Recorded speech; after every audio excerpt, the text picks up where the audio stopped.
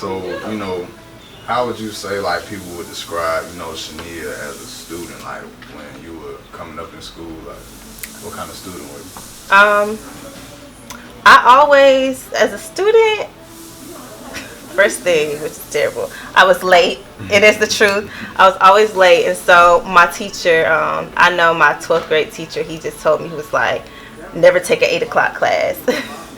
And but overall, I was very I paid attention to the little things, and that's just something about me. Like, I love to listen. So like, while everybody else was kind of doing their own thing or maybe not paying attention, I was paying attention to the little details. I think that's what separates me from the rest. Growing up, like, did you ever aspire to be anything else, or did you always kind of knew you was gonna be an entrepreneur?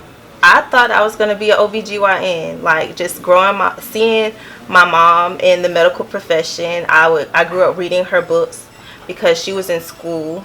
So I felt when she was going through a class, I was going through her books and seeing, different things. And I loved science.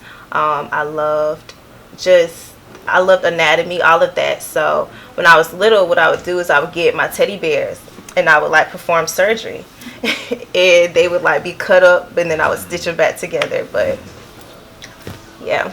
Like, growing up, like, did you have any other inspirations? Like, I know you mentioned your grandfather, I know you mentioned your stepfather and your mother. Like, who was some of the other big inspirations for you, and like kind of that you got the blueprint of, all right, I can go chase this now? Yeah, well, I think my grandmother, my paternal grandmother, my father, like I said, he was in jail most of my childhood life and teenage life. But I had a real close-knit relationship with my grandparents. My grandfather I think I had the best grandparents ever because he was just so inspirational, like, and so supportive. It didn't matter what I had, what idea I had, he always would make sure that he supported it, whether it was financially, whether it was letting me cut his hair with, like, I cut my granddad's hair with toenail clippers because I thought that's how I could be a barber. But he was just very supportive, and my grandmother was a homemaker, but she just worked so hard and diligently at her job, and that's just something that I just really take to heart, and just being such a hard worker, no matter how low or how high the position is. Yeah. That's definitely deep and dope. Talk about, like, getting into your first business.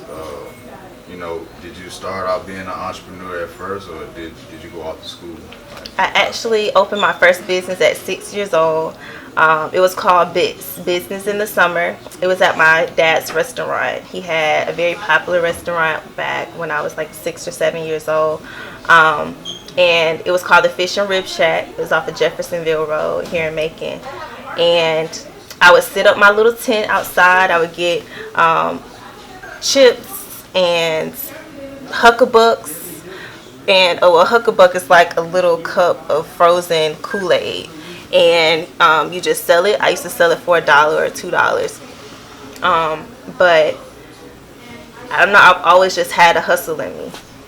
What was some of the, I know a lot of people, like, when you're young and you really don't, have that business experience, a lot of things may look easy. Like, what were some of those challenges that you first, experienced when you first started your own business? Just having people believe in me, like, that I could actually accomplish big dreams and have the fruits of your labor pay off. I know, whether it's becoming a makeup artist or even on being an insurance agent. At first, it was just a thought. There wasn't any money behind it. There wasn't, any success behind it. So it's just really believing in myself that one day it would pay off.